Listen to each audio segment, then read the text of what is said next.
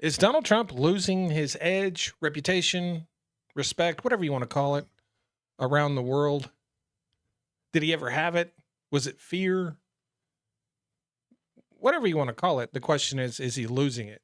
We'll get to that in a second. Before we get started, welcome back to the Mr. Global channel here on YouTube. I really appreciate all my new followers and subscribers.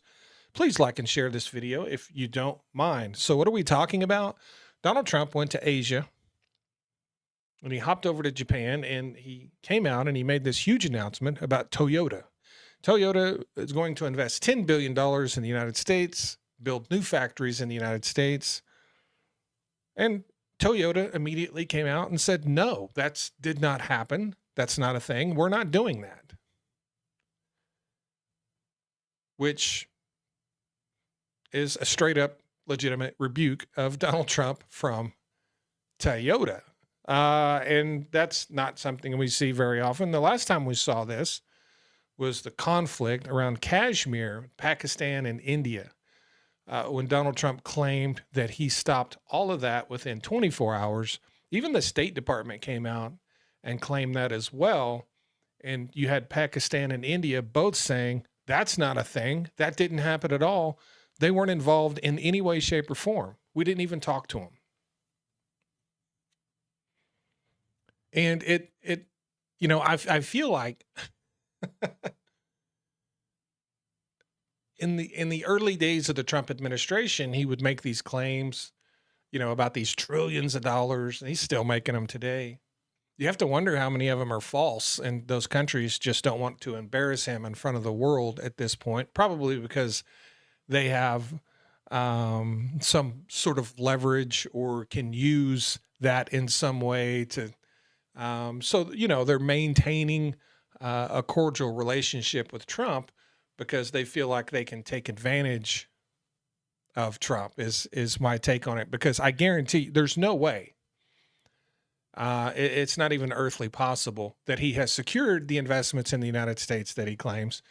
And with Toyota coming out and immediately, like they didn't wait a few days, they came out immediately and said, no, we did not agree to any of the things that your president is claiming.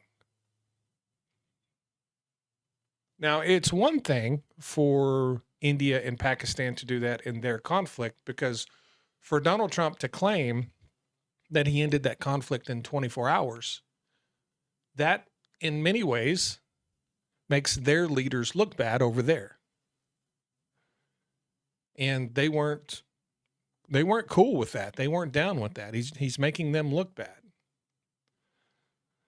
So that rebuke, it could have been some political, gamesmanship there or whatever.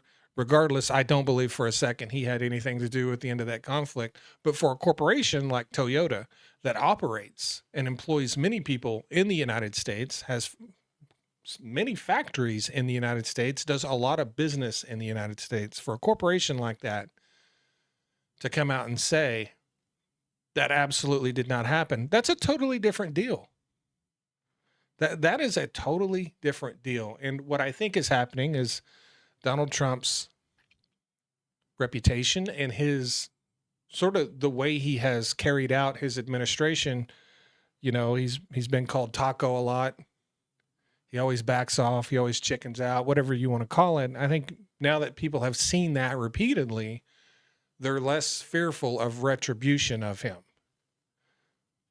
Basically, what I'm saying is he's all bark and no bite, is how he's viewed by some of these companies and some of these countries. And not to mention the fact that his language and his rhetoric just gets crazier and crazier by the day. By the day.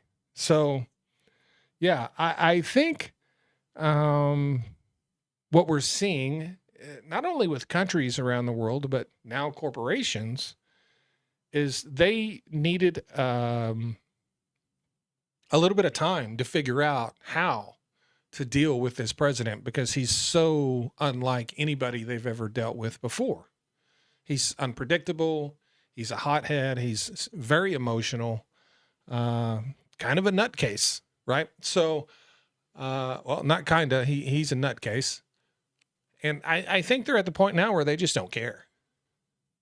They don't care about retribution. They don't care about retaliation. They're just done. They're done. They're like, we're done. I'm not dealing with this crap anymore. And I'm truly curious, with everything Donald Trump claims, I think he's up to 17 trillion. And it was funny because I think he was at like 10 or 12 trillion. And then somehow another 10 billion from Toyota turned that into 17 trillion. I don't know if Donald Trump knows how many billions it takes to make a trillion. I'm guessing no. I'm guessing not at all. Like he has no concept of that. Maybe he thinks 10 billion is a trillion. I'm not sure, to be honest with you. There's honestly no telling. But the fact of the matter is, as I said before, there is absolutely no way on earth that he has secured $17 trillion worth of investments, maybe a trillion, maybe two. And that sounds like a lot, and it is, but it's not unusual. It's not any more or less than any other president. But yeah, that's I'm anxious to see is if time goes by, if more and more companies, countries, people, politicians, we saw the Senate rebuke his tariffs against Brazil. Republicans came out, even Mitch McConnell, of course, he's about to walk out the door, so he doesn't care anymore, if he even knows where he's at, to be honest with you. But we're seeing more and more people push back and rebuke Donald Trump, which is what should have been happening from day one. The very first time Donald Trump came out and lied about some investment or anything, any type of partnership or agreement that he lied about, whoever he had been dealing with should have rebuked him immediately. I understand why they didn't. They probably didn't know how to handle that. You don't typically have an American president just make up wild, fascinating stories about things that didn't happen. That's something that we do have with Donald Trump, though. That's something we absolutely have with Donald Trump. And if this is the case, if they're starting to see through the sort of the curtain is being pulled back, so to speak, how much does that weaken? How much has the last 10 months weakened the United States and our standing in the world? We're not just talking about weakening Donald Trump himself. We're talking about weakening the entire country. Trust me, all these people are fully aware that he's going to be in that office for the next 3 years. And these are world leaders. They're not idiots. They didn't get to where they are for the same reasons Donald Trump did. These are very intelligent individuals. And what I'm saying is they're going to know exactly how to take advantage of Donald Trump's problems, of his issues, of his narcissism. As a matter of fact, those are typically the easiest people to take advantage of, if we're being honest. What do you guys think? Let me know in the comment section. Once again, I really appreciate all my new followers and subscribers. I hope you guys have a fantastic Wednesday. Thanks.